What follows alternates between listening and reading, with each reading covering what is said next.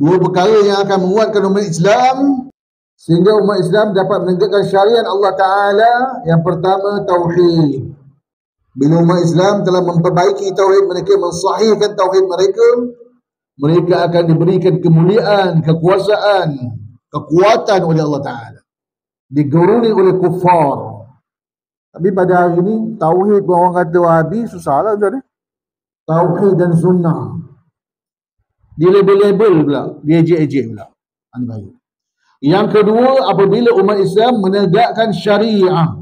Syariah ini bermula dengan tauhid, kemudian salat, wudu, salat, puasa, zakat.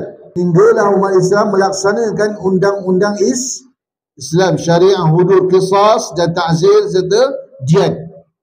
Sebab tu seluruh kufar di dunia ni dia tak bagi mana-mana umat Islam, mana negara Islam buat undang-undang Islam. Sebab dia tahu bila umat Islam pakai syariah Islam, mereka akan kuat.